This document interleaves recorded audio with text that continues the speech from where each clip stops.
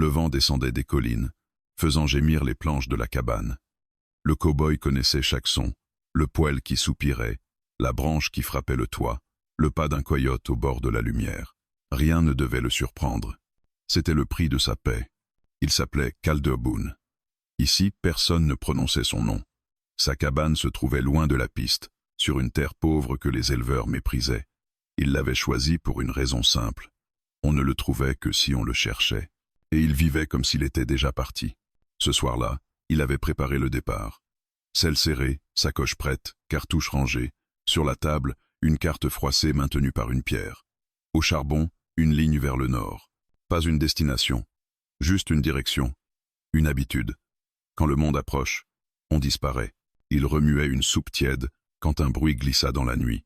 Pas le vent, pas un animal, plutôt une pause, comme si l'air s'arrêtait. Calder posa la cuillère, saisit le fusil et s'approcha de la porte. Par la fente entre deux planches, la lune éclairait la prairie en plaques pâles. Le ruisseau brillait, mince. Près du vieux tronc qui servait de banc, une silhouette immobile attendait, enveloppée d'une couverture sombre. Calder ouvrit d'un coup sec, le fusil levé. Qui va là? La silhouette fit un pas dans la lumière. Une femme, cheveux noirs en mèche défaite, joues marquées par la poussière, yeux sombres et droits. Elle ne portait ni chapeau de ville ni manteau d'homme. Sur son cou, un petit cordon de cuir. Une Apache Women, pensa-t-il, avec cette certitude qui vient du regard, pas des livres. Il ne baissa pas l'arme. Tu t'es perdu. Non.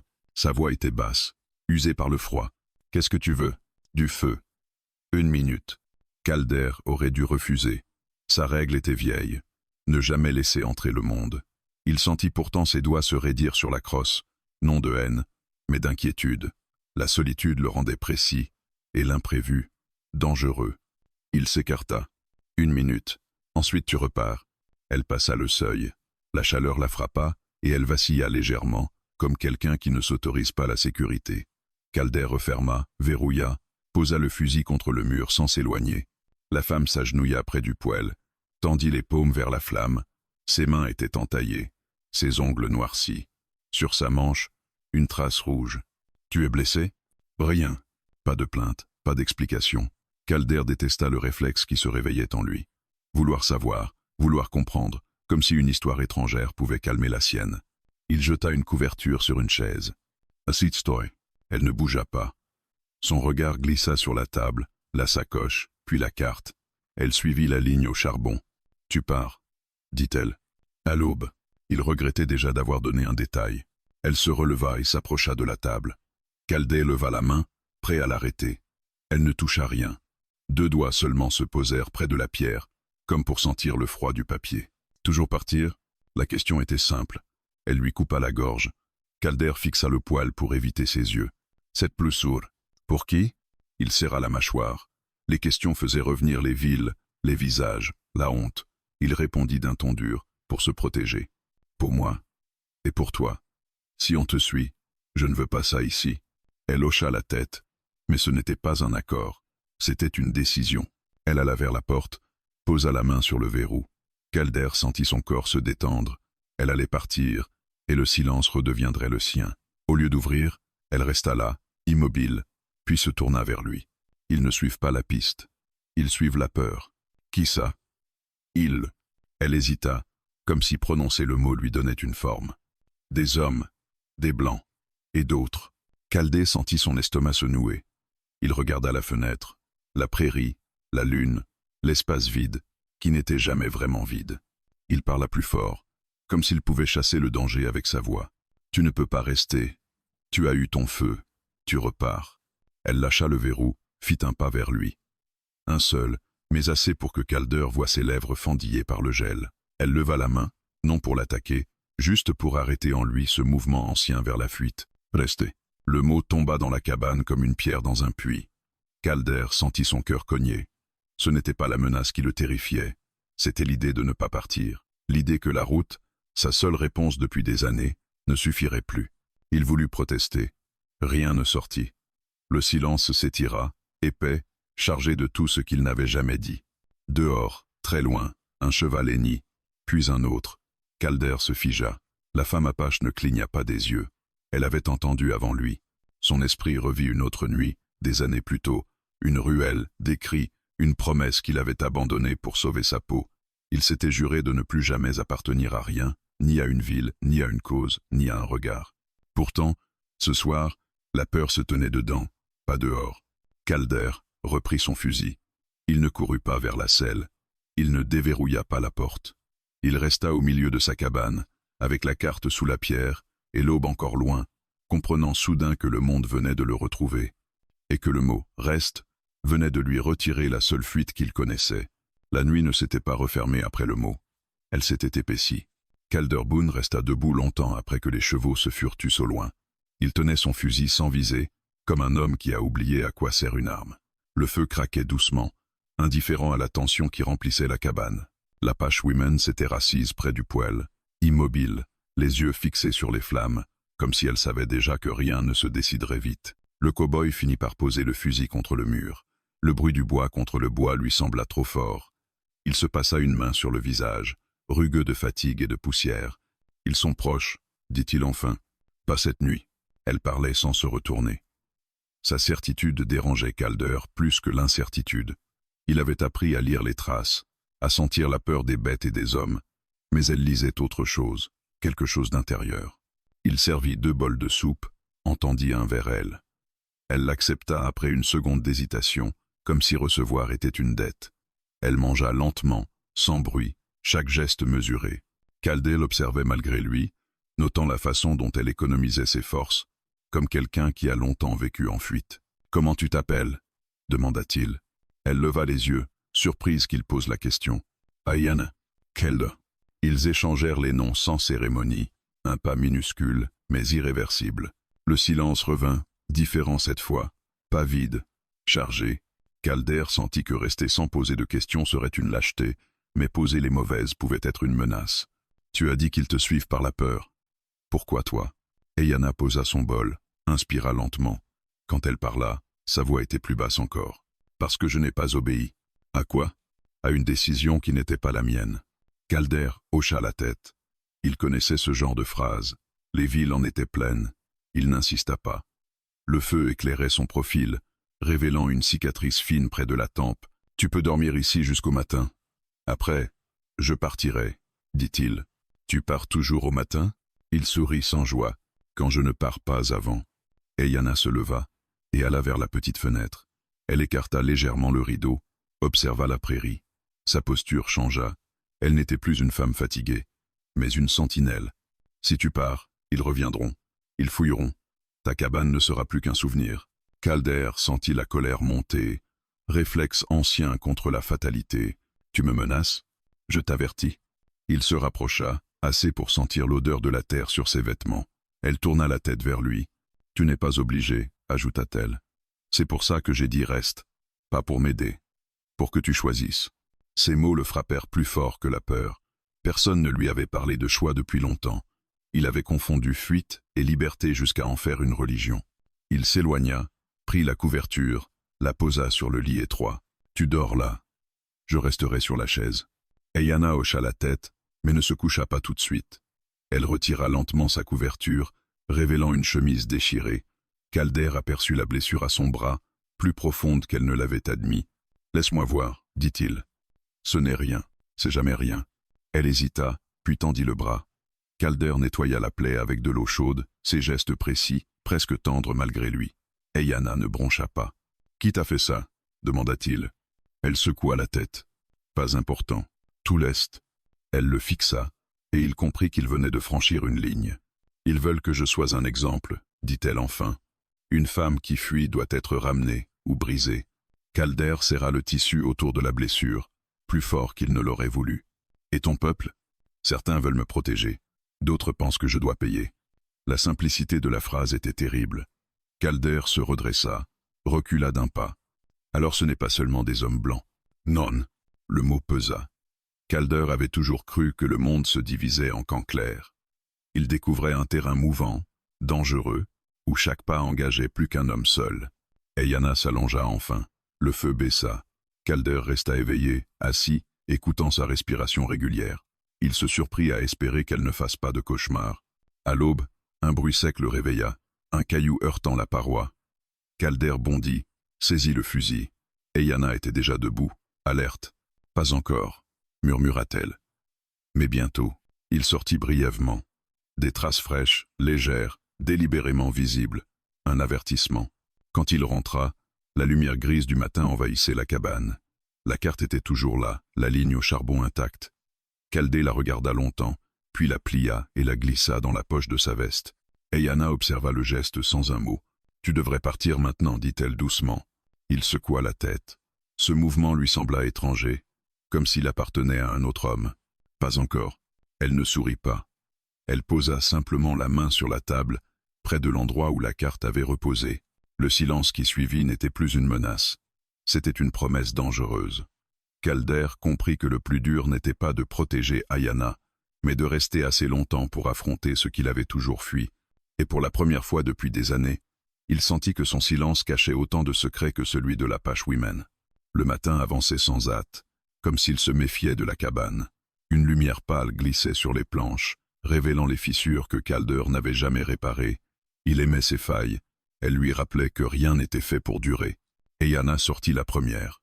Elle marcha lentement autour de la cabane, attentive aux traces, aux herbes couchées, aux pierres déplacées. Chaldée la suivit à distance, fusil en bandoulière, plus observateur que protecteur. Il se rendit compte qu'il n'avait jamais vraiment regardé quelqu'un travailler le silence comme elle le faisait. « Ils ont laissé ça pour que tu vois, » dit-elle en désignant les empreintes. « Ils veulent que tu saches. » Chaldée acquiesça. Il connaissait ce langage. Il l'avait parlé autrefois, dans une autre vie. Ils revinrent à l'intérieur. Le feu était presque mort. Calder ajouta du bois, puis s'assit sans un mot. Eyana le regardait, comme si elle attendait quelque chose. Pas une promesse, une vérité. « Tu n'as pas toujours vécu ici, » dit-elle. Ce n'était pas une question. Calder fixa les flammes qui renaissaient. Non. Le silence s'installa, lourd mais patient. Il comprit qu'elle ne partirait pas sans entendre ce qu'il cachait, et il comprit aussi qu'il n'avait plus la force de mentir. « J'avais une ville, » dit-il enfin. Une petite, trop petite pour les secrets. Il parla lentement, comme si chaque mot devait traverser une couche de poussière. Il raconta la rue principale, la scierie, le saloon aux murs jaunis. Il raconta la femme qu'il aimait, pas avec des mots doux, mais avec la précision de quelqu'un qui se souvient trop bien. Une femme qui croyait qu'on pouvait réparer les choses, que rester était une forme de courage. Il y a eu un homme, continua Calder, un homme puissant, pas par la force, par les dettes, les promesses, la peur. Eyana ne l'interrompit pas. Elle s'assit en face de lui, jambes croisées, comme une enfant qui écoute une histoire ancienne. J'ai vu ce qu'il faisait. J'ai parlé. Une fois, la voix de Calder se brisa légèrement. Il inspira.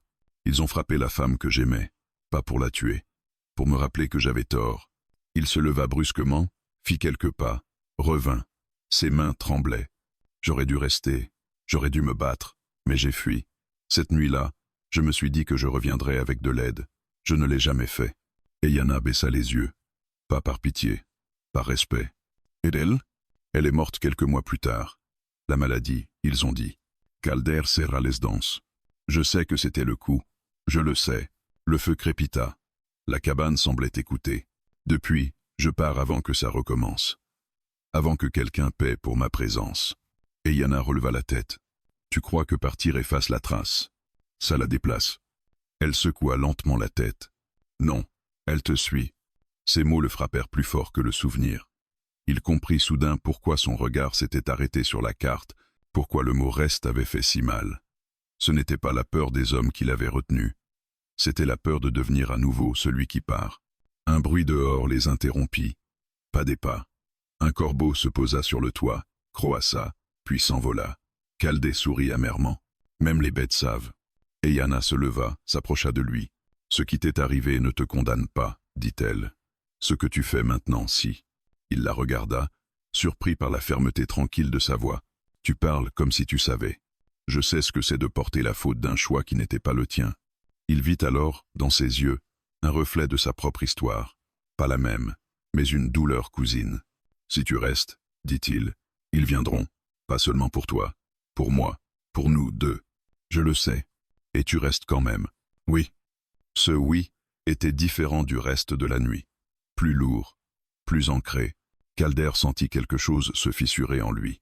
Une certitude ancienne, bâtie sur la fuite, se désagrégeait lentement. Il sortit une vieille boîte en métal de sous la table. À l'intérieur, une médaille ternie, une photo pliée, une lettre jamais envoyée. Il les posa sur la table. Je n'ai jamais montré ça à personne. Et Yana observa les objets sans les toucher. Ce sont les preuves que je n'ai pas été assez courageux. Ou que tu as survécu. Survivre n'est pas vivre. Elle posa enfin la main sur la médaille, très doucement. Restez, dit-elle. Ce n'est pas réparer le passé. C'est refuser qu'il décide encore. Calder inspira profondément. Dehors, le vent se leva, emportant la poussière vers l'est. Il pensa à la route, à la selle, à la facilité de disparaître avant le coucher du soleil. Il rangea la boîte. « Ils reviendront ce soir, dit-il. Ou demain. Oui. Et quand ils viendront, je ne partirai pas. » Et Yana le regarda longuement. Puis elle inclina la tête, comme on salue une décision. À cet instant précis, Calder comprit que son passé venait de le rattraper. Pas pour le punir, pour lui demander, enfin, de rester debout face à ce qu'il avait toujours fui. Le jour s'étira sans chaleur. Le soleil montait, pâle et sans promesse, comme s'il refusait de choisir un camp. Calder Boone passa la matinée à réparer des choses inutiles, une charnière qui tenait déjà, une latte qui ne tomberait pas avant l'hiver. Il savait ce qu'il faisait. Les mains occupées, l'esprit reste tranquille. Du moins, il l'avait cru autrefois. Et Yana ne l'aida pas. Elle observait. Assise sur une pierre, à l'ombre maigre de la cabane, elle scrutait la prairie avec une attention qui ne se relâchait jamais. Par moments, elle fermait les yeux, comme pour écouter quelque chose que le vent ne disait pas. Calder remarqua le changement avant même de comprendre ce qui l'alarmait. Les oiseaux s'étaient tus. Pas brusquement, non. Lentement, comme s'ils avaient quitté la zone un à un, d'un commun accord. Il posa son marteau. « Tu le sens aussi, » dit-il. Et Yana hocha la tête. Ils approchent, mais ils prennent leur temps. Calder cracha dans la poussière. C'était la pire manière. Les hommes pressés font des erreurs. Ceux qui attendent veulent faire peur. Il attrapa ses jumelles et monta sur la petite butte derrière la cabane. De là, la terre s'ouvrait sur des kilomètres. Rien ne bougeait. Trop rien. Il redescendit. On ne peut pas rester ici comme ça. Je sais. Elle se leva enfin, s'approcha de la porte. Ils observent. Ils veulent savoir si tu me caches ou si tu me livres. Le mot frappa Calder de plein fouet. Livrer. Il pensa à la ville, à la ruelle, à la nuit où il avait laissé une femme derrière lui sans regarder en arrière. Je ne te livrerai pas. Yana le fixa. Même si ça te coûte tout. J'ai déjà perdu tout ce que je fuyais. Elle détourna le regard. Pas parce qu'elle doutait, parce qu'elle savait. Ils passèrent l'après-midi à déplacer des traces. Calder brouilla la piste autour de la cabane, effaça certains pas, en accentua d'autres. Et Yana l'aidait par moments, puis s'arrêtait brusquement. Là, murmura-t-elle. Calder s'accroupit. Une empreinte. Trop nette, trop volontaire. Ils veulent que je la voie. Oui. Et que tu comprennes que ce n'est pas un jeu. Ils rentrèrent avant la tombée du jour. Calder vérifia ses armes, compta les cartouches, mesura les angles de tir. Des gestes familiers, rassurants, mais au fond, il savait qu'aucune préparation ne suffirait. Et Yana alluma le feu. Elle cuisina ce qu'il restait sans poser de questions. Quand la nuit commença à tomber, elle s'approcha de lui. « Tu peux encore partir, » dit-elle doucement. « Maintenant. » Il releva la tête, surpris par la proposition. « Toi, je trouverai un autre chemin. » Il secoua lentement la tête. Ce serait encore fuir. Non, ce serait me laisser choisir seul. Ces mots le blessèrent plus qu'il ne l'aurait cru. Si je pars, ils te rattraperont. Peut être. Et si je reste, ils viendront ici. Certainement. Le feu projetait des ombres longues. Calder regarda ses mains, cailleuses, marquées par les années de fuite. « Pourquoi moi ?» demanda-t-il. « Pourquoi avoir frappé à ma porte ?» Et Yana réfléchit un instant. « Parce que ta cabane n'est pas sur la carte. Et parce que tes yeux portent la même fatigue que les miens. » Il sourit sans joie. « Mauvaise raison. La seule qui existe parfois. Un bruit, lointain mais clair, fendit l'air. Un sifflement bref, puis un autre. Des appels, pas des cris, des signaux. » Calder éteignit le feu d'un geste sec. L'obscurité envahit la cabane. « À terre !» murmura-t-il. Ils attendirent. Longtemps. Les pas se rapprochèrent, puis s'éloignèrent. Un cercle invisible se refermait lentement, et Yana se redressa légèrement. « Ils ne viendront pas cette nuit. »« Comment tu peux en être sûr ?»« Parce qu'ils veulent que tu doutes jusqu'au matin. » Calder sentit la colère gronder en lui. Qu'ils viennent alors. Ils viendront. Quand tu seras fatigué. La nuit passa sans sommeil. À l'aube, Calder sortit. Sur le sol, près de la porte, reposait un objet. Un petit ruban de tissu rouge, noué à une branche. Il le ramassa. Le tissu était propre, trop propre. Eyanna sortit derrière lui. Son visage se ferma. C'est un avertissement. De qui? De ceux qui pensent encore pouvoir négocier. Caldergeta le rubandans le feu. Il n'y aura pas de négociation. Eyanna posa une main sur son bras. Alors ils changeront de méthode. Il la regarda. Elle ne tremblait pas. Pas de peur. De résolution. Si tu veux partir, dit-elle une dernière fois, fais-le maintenant. Je ne te jugerai pas. Calder regarda la prairie, la route invisible, l'horizon qui avait toujours été son refuge. Puis il ferma la porte derrière lui. Il reste. Ce mot, cette fois, venait de lui. Et il comprit aussitôt que le danger venait réellement de commencer.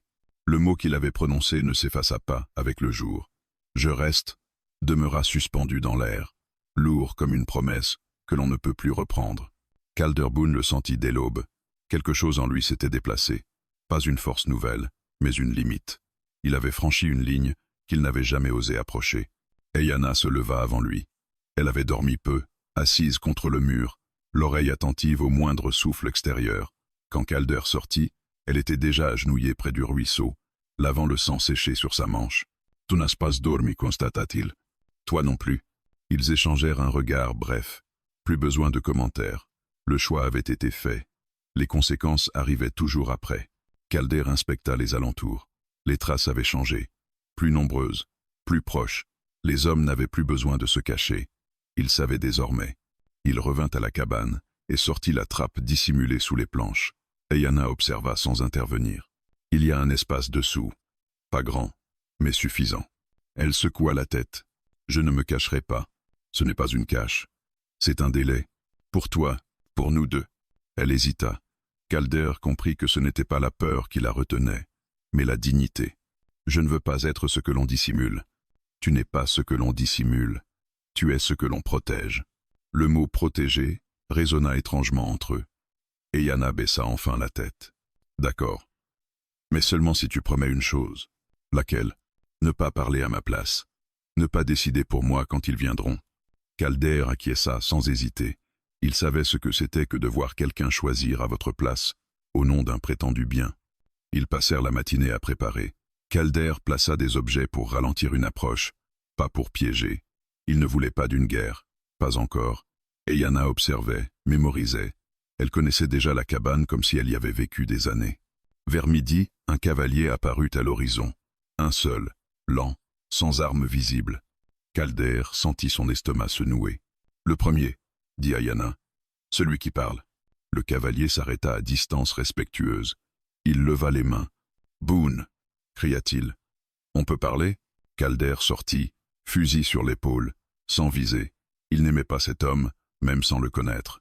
Trop sûr de sa place. Il n'y a rien à dire, répondit-il. Toujours quelque chose à dire quand une femme en fuite se cache chez un homme. Eyanna apparut dans l'embrasure de la porte. Droite. Visible. Je ne me cache pas, dit-elle. Le cavalier sourit, un sourire trop lisse. Alors tant mieux, viens avec moi, on réglera ça calmement. Calder fit un pas en avant. Elle reste ici. Tu n'as pas ce droit, Boone. Le mot droit vibra comme une menace. Depuis quand c'est à toi de décider? Depuis que j'ai choisi. Le cavalier observa Calder longuement, puis Eyanna. Tu sais ce qu'ils feront si tu continues? Oui. Tu perdras tout. Calder hocha la tête. J'ai déjà renoncé. Ce fut à ce moment précis qu'il comprit le sens du choix. Choisir, ce n'est pas gagner. C'est abandonner l'autre voie pour toujours. Le cavalier cracha par terre. Alors tu signes ta fin. Il tourna bride et s'éloigna. Le silence qui suivit était plus lourd que n'importe quelle menace. Eyanna se tourna vers Calder. Ils ne parleront plus maintenant.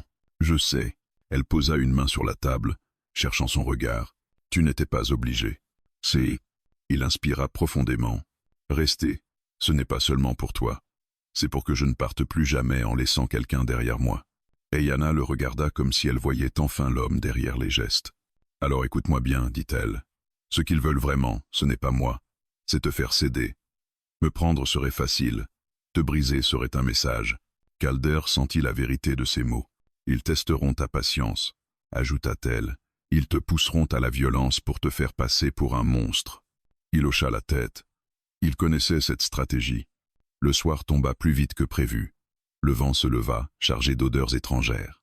Calder ferma la porte, alluma une lampe faible. « Quand ils viendront, dit-il, je ne tirerai pas le premier. » Et Yana sourit faiblement. « Tu as appris quelque chose, cowboy. »« J'apprends encore. » Ils mangèrent en silence. Pas un silence vide, un silence d'attente.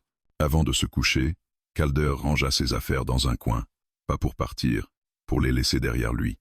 Il retira la selle de son cheval et la posa contre le mur. Et Yana remarqua le geste. « Tu ne pourras plus partir facilement. »« Je sais. » Elle posa la main sur la selle, puis sur son bras. « Alors tu as vraiment renoncé. » Calder ferma les yeux un instant. Oui, il avait renoncé à la route, à l'excuse de la fuite, à l'homme qu'il était pour devenir celui qu'il devait être. Et dans cette renonciation, pour la première fois depuis des années, il sentit quelque chose qui ressemblait à une paix dangereuse mais sincère. La rumeur précède toujours les pas. Calder Boone le savait. Avant même que le premier homme ne franchisse la limite invisible autour de sa cabane, il sentit que quelque chose avait changé. Le vent portait autre chose que la poussière. Il portait des mots. Au matin, Calder sellait son cheval, pas pour fuir, pour aller à la ville. Et Yana l'observait en silence, adossée à la porte, les bras croisés. « Tu vas eux, dit-elle. Je vais voir ce qu'ils disent. Les mots blessent parfois plus que les balles. » Il hocha la tête. Elle avait raison. Mais rester dans l'ombre ne ferait qu'amplifier les murmures. La ville n'était qu'à 1 heure de marche. Une poignée de bâtiments tassés autour d'une rue boueuse. Calder n'y venait presque jamais. Quand il apparut, les conversations cessèrent. Les regards se tournèrent, lourds de jugement. Il attacha son cheval devant le salon. Personne ne l'arrêta. C'était pire. On le laissait avancer comme on laisse un homme se rendre à son propre procès. À l'intérieur, l'air était épais. Calder commanda un café. Le serveur hésita, puis s'exécuta sans un mot. Les chuchotements reprirent. « C'est lui. Celui qui cache la sauvage. » Le mot le frappa, mais il ne réagit pas. La colère est un luxe quand on choisit de rester. Un homme se leva. Le shérif, grand, fatigué, avec une étoile ternie qui ne brillait plus depuis longtemps. « Boone, on doit parler. » Ils sortirent.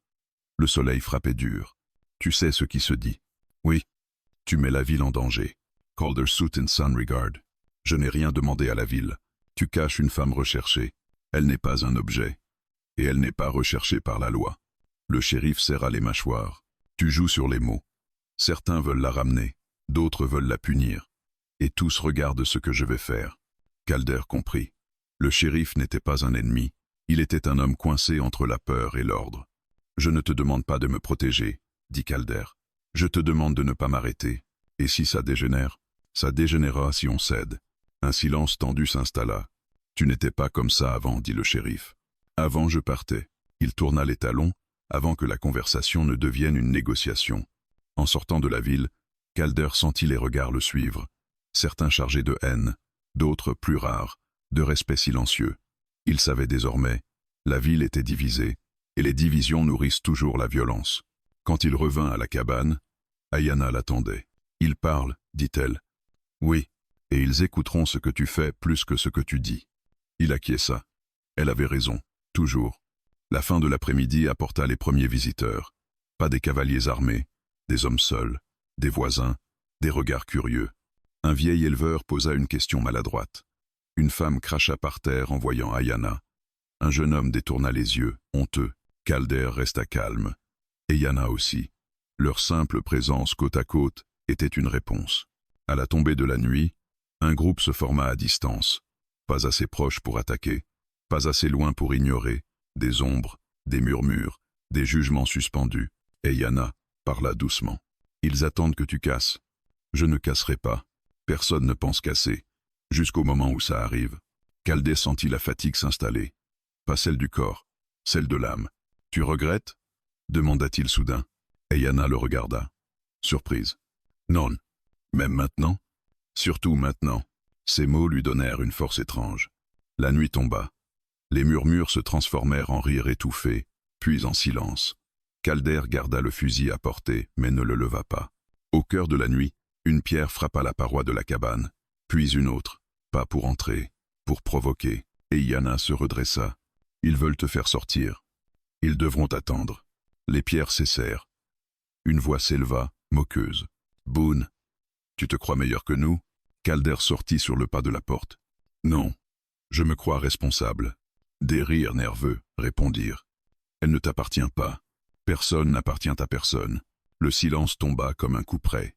Après un long moment, les ombres se dispersèrent.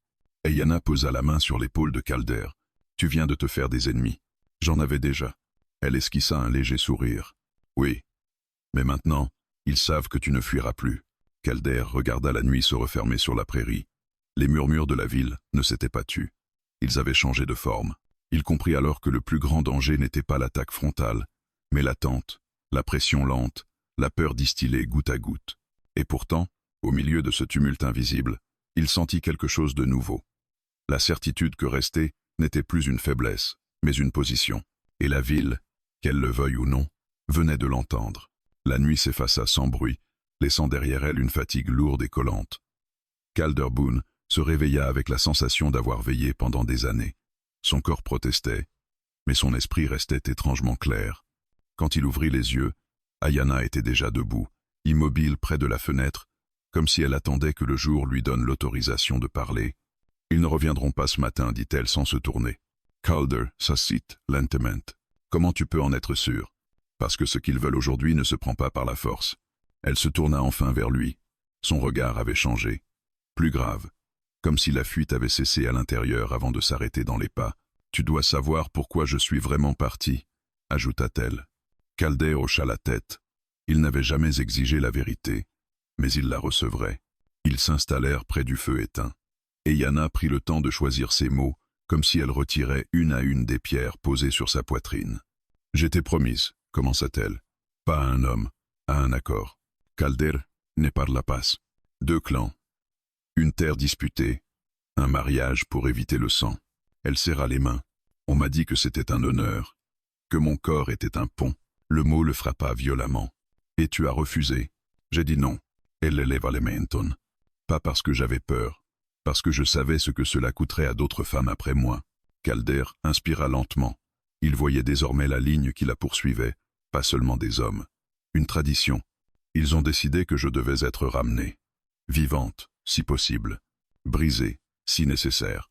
Pour que personne n'oublie. Le silence s'étira. Calder sentit une colère sourde monter en lui, mais il la retint. Ce n'était pas son histoire à envahir. « Pourquoi traverser autant de terres ?»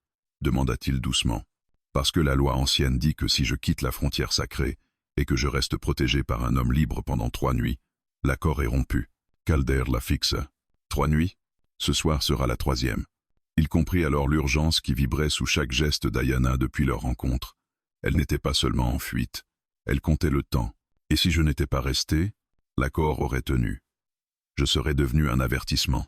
Calder passa une main sur son visage. « Tu ne m'as rien dit, parce que je ne voulais pas te piéger. » Elle soutint son regard. « Je voulais que tu restes parce que tu le choisis, pas parce que tu étais lié. » Il sentit la portée de ses choix l'écraser soudainement. Rester ne signifiait pas seulement la protéger. Cela brisait quelque chose de plus vaste. « Si l'accord est rompu, dit-il, ils ne reculeront pas. Ils frapperont plus fort. » « Oui. Et ton peuple, certains me défendront. D'autres me chasseront. » Calder se leva, fit quelques pas, revint. « Alors pourquoi me dire tout ça maintenant ?» Ayanna se leva à son tour. « Parce que ce soir, ils viendront, sans masque. Et parce que tu dois savoir ce que tu risques vraiment. » Il la regarda longtemps. « Et toi, qu'est-ce que tu risques ? De ne jamais pouvoir rentrer. De devenir une femme sans terre. » Ces mots pesaient plus lourds que la mort. « Tu regrettes ?» demanda-t-il. Elle secoua la tête. « Non. Mais je devais te laisser la possibilité de partir avant que la nuit nous lie. » Calder se rappela la selle contre le mur, la route abandonnée. « Je ne partirai pas. » Elle le regarda avec une intensité nouvelle. « Alors écoute-moi bien. Quand ils viendront, ils me demanderont de parler, de renier mon refus. » Il hocha la tête. « Et tu ne le feras pas. »« Non. Et si ça te coûte la vie ?» Elle sourit tristement. La vie qu'il m'offrait n'en était pas une. Le jour s'étira lentement. Calder renforça les volets, non pour se cacher, mais pour tenir. Ayanna prépara des herbes, traça des signes discrets près des seuils. Pas des pièges, des rappels. Au crépuscule, le vent tourna. Des silhouettes apparurent à distance, pas une foule. Une délégation. Ayanna se redressa. Ils viennent pour la parole. Pas encore pour le sang. Calder se plaça à côté d'elle. Alors ils devront nous entendre. Elle posa une main sur son bras. Quoi qu'il arrive, ne parle pas pour moi. Je te le promets. Les silhouettes s'arrêtèrent à portée de voix. Une voix s'éleva, ancienne, grave. Eyana, fille de la frontière, reviens. La nuit tombe. Elle avança d'un pas, Calder à ses côtés. Je suis déjà là, répondit-elle. Et je ne reviens pas. Le silence se fit. Calder comprit que le point de non-retour venait d'être franchi. La vérité d'Ayana n'était plus un secret. Elle était désormais une déclaration.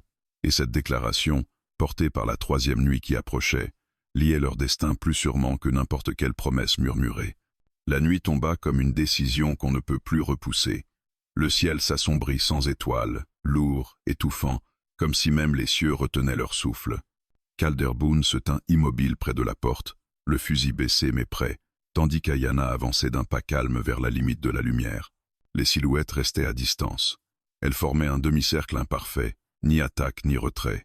Une manière de dire « Nous sommes là, et nous ne partirons pas ». La voix ancienne reprit, plus proche cette fois. « Ayana, la troisième nuit est presque complète. Tu sais ce que cela signifie ?» Elle répondit sans élever le ton. « Oui, cela signifie que je ne suis plus à vous. » Un murmure parcourut le cercle. Calder sentit la tension vibrer comme une corde trop tendue. Il se rappela chaque nuit passée à fuir, chaque route prise avant que les mots ne deviennent des actes. Cette fois, il ne bougea pas. Un homme s'avança, pas armé. Son visage était dur, marqué par les années et la certitude d'avoir raison. « Tu ne peux pas rompre ce qui a été décidé avant toi, » dit-il. Eyana le regarda droit dans les yeux. « Ce qui a été décidé sans moi ne me lie pas. » Calder sentit un frisson le parcourir. Ces mots n'étaient pas seulement les siens. Ils résonnaient bien au-delà de la prairie. Un autre homme s'avança, plus jeune, les poings serrés. « Tu te caches derrière lui maintenant ?» Calder fit un pas en avant. Eyana leva la main. Il s'arrêta net. « Je ne me cache pas, » dit-elle. « Je choisis. » Le jeune homme cracha au sol. « Alors parle. Renie ton refus. Et tout s'arrête ici. » Le silence devint insupportable. Calder comprit que cet instant était le cœur de tout. Pas de fusil, pas de fuite, une parole ou son absence. Eyana inspira profondément. Yanaranierian. Un souffle collectif s'échappa du cercle. La décision venait d'être scellée. Un bruit sec retentit. Pas un tir, une pierre frappant le sol, puis une autre, une provocation. Calder sentit ses muscles se tendre. Il voulait lever le fusil, disperser la peur par la force, mais il se rappela la promesse. Rester, s'enfuir, s'envoler la voix de celle qu'il protégeait. Les pierres cessèrent. L'homme ancien leva la main. Alors la loi s'applique. Calder parla pour la première fois, sa voix ferme mais sans défi. La loi qui se nourrit de la peur n'est qu'une chaîne. Et elle s'arrête ici. Des murmures s'élevèrent, certains de colère, d'autres de doute. Eyana tourna légèrement la tête vers Calder. « Quoi qu'il arrive maintenant, ne bouge pas, » murmura-t-elle. Il comprit. Ce combat n'était pas le sien à mener avec des armes. Un pas se fit entendre derrière le cercle. Puis un autre. Une femme apparut, âgée, soutenue par un bâton. Les hommes s'écartèrent. « Assez, » dit-elle. Sa voix portait loin, malgré sa faiblesse apparente.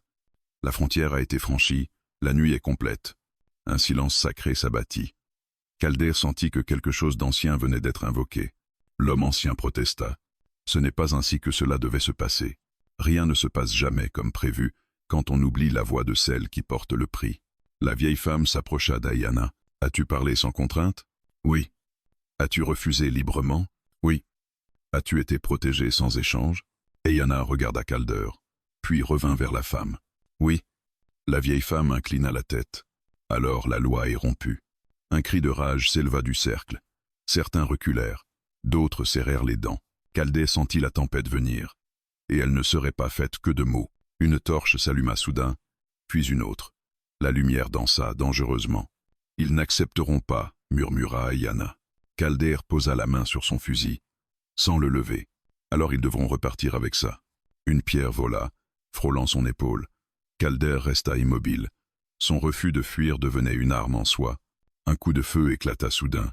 Pas de la cabane, de la prairie. Un tir en l'air, un avertissement. Les hommes reculèrent, surpris. D'autres voix se firent entendre, venant de la ville. Des silhouettes nouvelles apparaissaient. Le shérif. 2 hommes derrière lui. C'est assez, cria-t-il. Il n'y aura pas de sang cette nuit. La tension se brisa légèrement, comme une glace fissurée. Les silhouettes commencèrent à se disperser, pas toutes, pas calmement, mais elles reculaient. Et Yana relâcha un souffle qu'elle retenait depuis trop longtemps.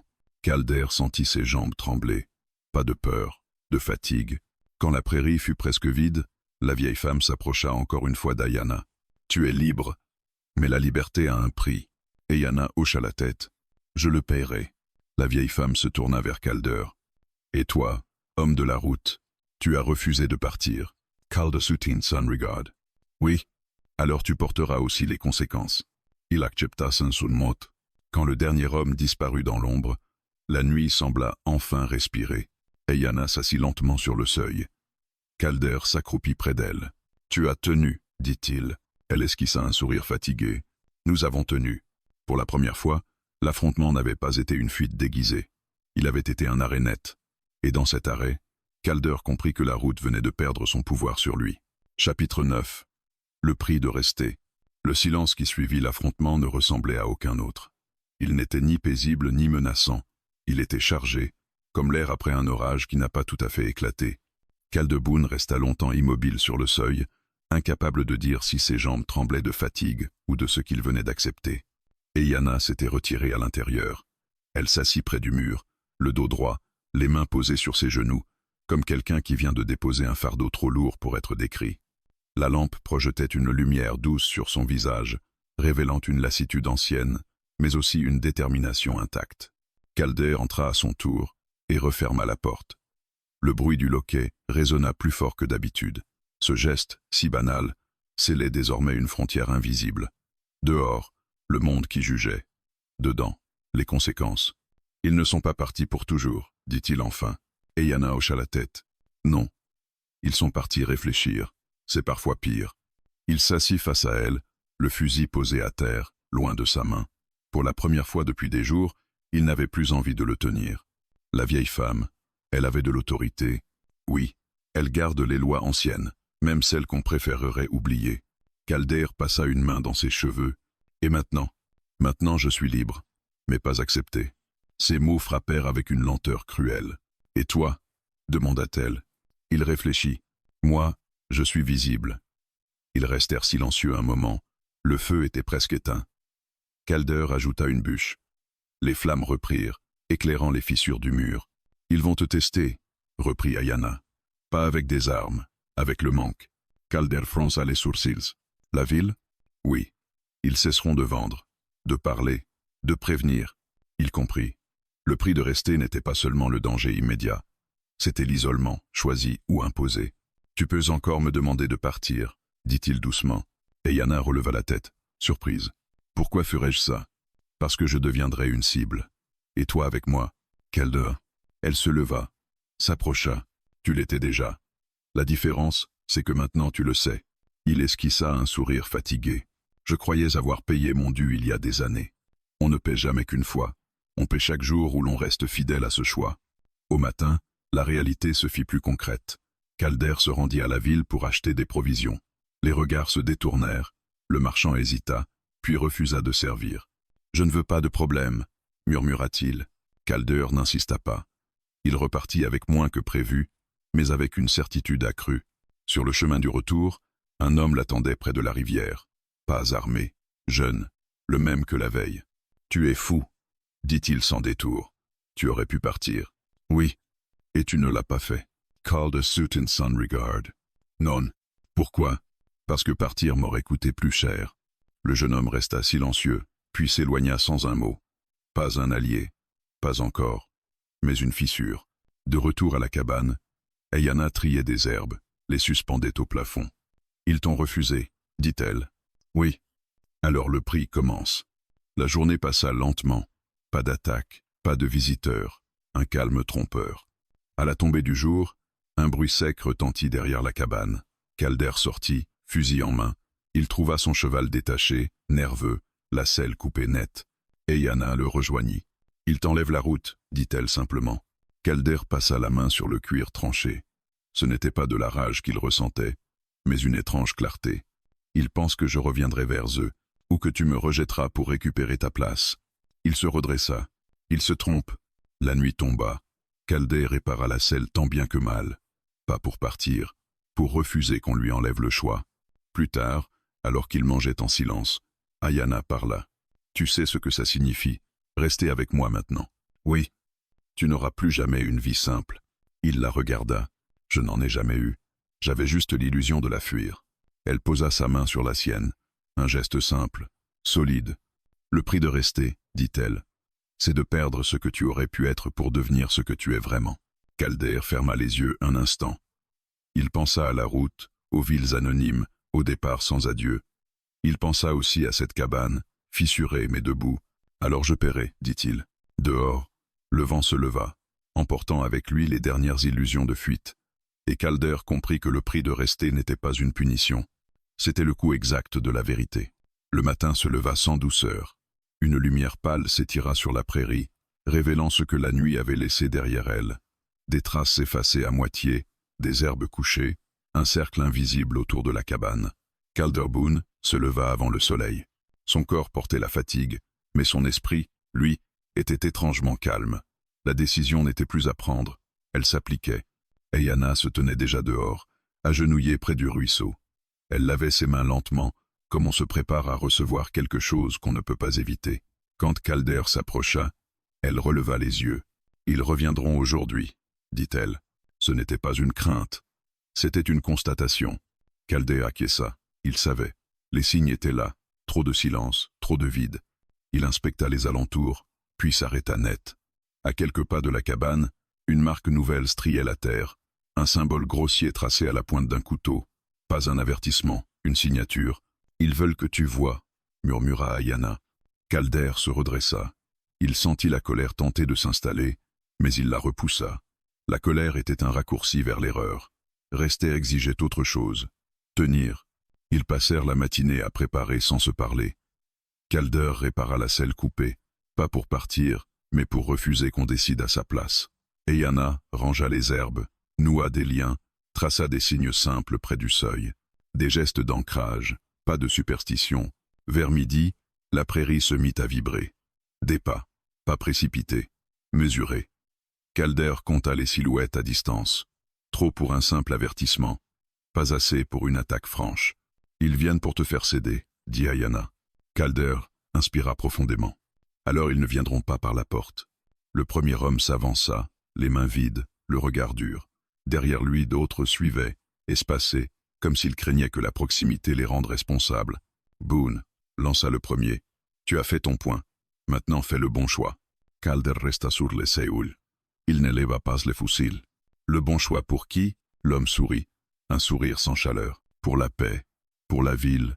Pour que ça s'arrête. Ayana s'avança à côté de Calder. Sa présence changea l'air. « La paix qui exige que je me taise n'est pas une paix, » dit-elle. Un murmure parcourut le groupe. Le premier homme fit un pas de plus. « Tu as gagné ton délai, Ayana. Mais tu sais que ça ne peut pas durer. » Calder sentit le piège. Faire durer, user, isoler. « Vous êtes venu sans armes, » dit-il. « C'est pour parler. Alors parlez. » L'homme soupira, comme s'il regrettait la tournure des choses. « Très bien. Nous couperons l'accès. Plus de commerce, plus d'aide, plus d'avertissement. Tu resteras seul, Boone, et quand tu céderas, tout reprendra. » Le prix venait d'être annoncé. Calder sentit une brûlure lui traverser la poitrine. Pas de peur, de lucidité. « Et si je ne cède pas ?» Le sourire disparut. « Alors tu perdras ce qui te reste. » Ils reculèrent ensuite, lentement, laissant derrière eux un silence plus lourd que la menace. Ayana se tourna vers Calder. « Ils ne te frapperont pas aujourd'hui. Ils veulent te voir choisir encore. » Chaque jour, Calder hocha la tête. Le prix de rester n'était pas un paiement unique. C'était une répétition. L'après-midi passa dans un calme trompeur. Aucun visiteur, aucun bruit. Puis, à l'approche du soir, un craquement sec retentit derrière la cabane. Calder sortit. Il découvrit la clôture brisée, les piquets arrachés, les outils jetés au sol.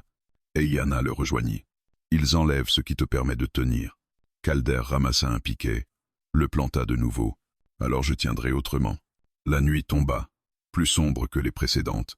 Calder veilla, le dos contre le mur. Ayana s'assit près de lui. « Tu pourrais encore me demander de partir, » dit-elle doucement. Il secoua la tête. « Partir te livrerait à leur récit. Rester me coûte plus cher, mais c'est le bon prix. Elle le regarda longuement. Ils essaieront autrement, ajouta-t-elle. Ils parleront à ton passé. Comme pour lui donner raison, un pas se fit entendre. Un seul. Un homme apparut dans la pénombre. Le shérif. Boone, dit-il à voix basse. Il me pousse. Calder s'éleva. Et toi, que veux-tu? Éviter le sang. Calder soutint son regard. Alors dis-leur que je resterai. Que chaque jour qu'ils tenteront de m'user, je serai là. Le shérif hésita. Tu te détruis. Non, je me tiens. Le shérif repartit, le visage fermé. Quand le silence revint, Ayanna posa sa main sur celle de Calder. Le prix de rester, dit-elle, c'est d'être prêt à perdre sans se perdre. Calder pensa à la route, aux villes sans nom, au départ facile. Il pensa aussi à la cabane, aux fissures, à la lumière du matin qui revenait toujours. Alors je paierai encore demain, dit-il. Dehors, la nuit se déploya, dense et exigeante. Et Calder comprit que le prix de rester n'était pas une dette à régler, c'était une discipline. Le dernier jour ne commença pas par une attaque, il commença par l'absence. Calder Boone ouvrit la porte au petit matin et sentit tout de suite que quelque chose manquait à l'air. Même le vent semblait prudent. La prairie, d'habitude si vaste qu'elle donnait l'impression de tout effacer, paraissait ce matin-là retenue, comme si elle se souvenait. Il n'y avait ni oiseaux ni bruit d'insectes, seulement une lumière froide posée sur les herbes rases. Ayanna se tenait déjà dehors, droite, les cheveux rassemblés à la hâte, le visage calme. Elle regardait loin devant, sans plisser les yeux, comme si elle acceptait d'avance ce qui allait venir. Aujourd'hui, dit-elle, ils ne miseront plus sur la fatigue. Calder la rejoignit. Il n'avait pas dormi, mais il ne se sentait pas épuisé. Il se sentait décidé. La peur était toujours là, mais elle n'était plus au volant. Ils miseront sur quoi alors? Demanda-t-il. Ayanna posa sa main sur la barrière rafistolée, sur le spectacle, sur le besoin des gens de voir un vainqueur. Calder comprit. La pression des derniers jours n'avait pas suffi. Alors ils allaient chercher une scène, une fin claire, propre, racontable. Il rentra dans la cabane, prit 2 choses seulement, son fusil, pas pour tuer, mais pour ne pas être nu, et une vieille boîte en métal qu'il n'ouvrait presque jamais. Il la posa sur la table, puis s'arrêta. Il sentit la tentation de la route, cette habitude vieille comme un réflexe. La route promettait toujours la même chose, une sortie, une disparition. Il regarda Ayanna. Elle ne lui dit pas « reste » cette fois. Elle n'avait plus besoin. Le mot avait fait son travail. Maintenant, il y avait autre chose, une posture. Ils attendirent. Le soleil monta. Le ruisseau murmura. Puis, vers le milieu de la matinée, le premier signe apparut, un filet de poussière à l'horizon, fin, presque discret. Calder plissa les yeux. Ce n'était pas un groupe de 5 ou 6 silhouettes comme les autres fois. C'était plus large, plus organisé. Ils viennent avec des témoins, murmura-t-il. Ayanna hocha la tête. Oui, et avec des gens qui hésitent. Quand ils furent assez proches, Calder distingua des visages de la ville, des hommes qui n'avaient jamais mis les pieds ici, une femme qu'il avait vue au marché, le jeune homme qu'il avait traité de fou, aussi, à distance. Et au milieu, ceux qui portaient la certitude comme une arme. Ils s'arrêtèrent hors de portée directe, comme s'ils respectaient une limite, tout en montrant qu'ils pouvaient la franchir quand ils le voudraient. Le shérif était là, également, plus raide que d'habitude, l'étoile sur sa poitrine comme un poids. Un homme s'avança, celui qui parlait toujours le plus. Il avait la voix claire, une voix faite pour être répétée. « Boone, ça suffit. Tu as eu ton héroïsme. La ville a vu. Maintenant, rends-la. » Calder resta immobile sur le seuil. « Je ne rends pas une personne, » répondit-il. L'homme esquissa un sourire. Toujours les mots. « Tu peux jouer au juste tant que tu es seul. Mais tu n'es plus seul. Regarde autour de toi. » Calder regarda. Il vit des regards fuyants, des visages fermés, des mains qui se frottaient nerveusement. Il vit surtout cette chose qu'il avait fui toute sa vie, la foule et sa soif de conclusion. Ayanna fit un pas, calme, visible. « Je ne retourne pas », dit-elle simplement. La phrase ne portait ni défi ni plainte. Elle portait une vérité.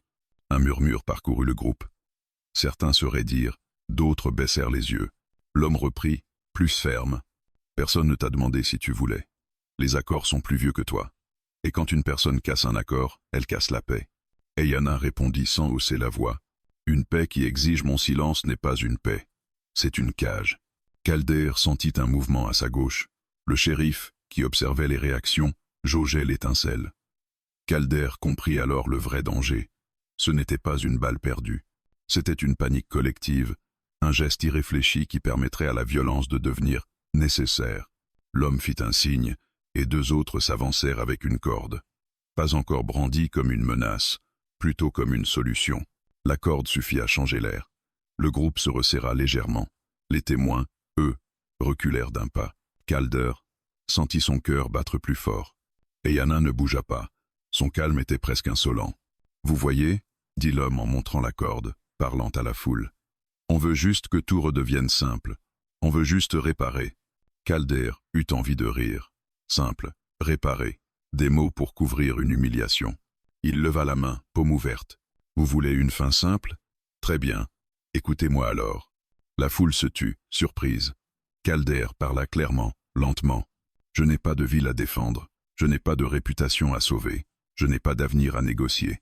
Tout ce que j'ai, c'est ce seuil et ce choix. » Il désigna la cabane derrière lui. « Elle ne partira pas, pas parce qu'elle est à moi, pas parce qu'elle m'appartient, parce qu'elle a dit non, et parce que je refuse d'être le genre d'homme qui regarde une injustice et s'en va. » Un murmure monta, plus incertain. Calder continua. « Vous pouvez me couper du commerce. Vous pouvez me couper des hommes. Vous pouvez me laisser mourir ici lentement. Mais si vous venez avec cette corde, alors vous viendrez pour prouver que votre paix est une violence. Et tout le monde le verra. » L'homme sourit, crispé. « Tu crois que la foule a besoin de vérité? Elle a besoin de stabilité. » Calder sentit la vieille tentation de lever le fusil. Une ligne droite, une réponse nette. Mais il se rappela la promesse, ne pas devenir leur histoire à eux. Eyanna parla alors, d'une voix plus forte que d'habitude. « Vous voulez un symbole? Très bien. Je serai le symbole. Mais pas celui que vous choisissez. » Elle avança de 2 pas. Calder sentit son estomac se nouer, mais il la laissa faire. Elle se plaça exactement à la limite de la lumière, là où l'ombre et le jour se mélangeaient. « Je ne suis pas un accord. Je ne suis pas un pont. Je ne suis pas une monnaie. Je suis une personne. Et si vous mettez une corde sur moi aujourd'hui, vous n'attachez pas une fugitive. Vous attachez votre propre peur. » Aïe, ces mots frappèrent le groupe.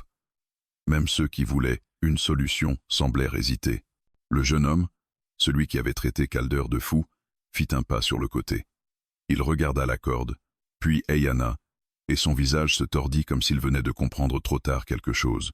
Le shérif s'avança enfin. « Ça suffit, dit-il, la voix cassée mais ferme. Personne ne touche à personne. Pas ici, pas aujourd'hui. » L'homme qui menait la délégation tourna la tête vers lui, incrédule. « Tu vas te mettre contre nous? Je me mets contre la corde. » Le shérif regarda la foule. « Vous voulez la paix? Alors entrez. Vous voulez un spectacle? Vous êtes en train de le fabriquer. » Un silence épais tomba. Les témoins se regardèrent. Certains baissèrent la tête, comme si une honte lente se répandait. L'homme hésita. Calder vit la lutte dans ses yeux, l'orgueil contre le risque d'être vu comme le bourreau. Il recula d'un passe, puis 2, et comme un fil qui cède, le groupe se desserra. Les gens de la ville se mirent à reculer, d'abord lentement, puis plus franchement. On entendit des murmures, pas des insultes cette fois, des questions, des doutes. La corde tomba au sol, abandonnée comme un objet inutile. Calder sentit l'air revenir dans ses poumons. Mais la fin n'était pas dans la retraite. Elle était dans ce qui allait suivre. Quand la prairie fut à nouveau presque vide, seuls restaient le shérif et le jeune homme. Le shérif s'approcha de Calder. « Ils ne recommenceront pas pareil, dit-il. Mais tu viens de changer quelque chose. » Calder haussa les épaules, épuisé. « Je n'ai pas changé le monde. Non, mais tu as changé le récit. Et les récits, ça fait peur à ceux qui vivent de la peur. » Le shérif partit, lourd et seul. Le jeune homme resta.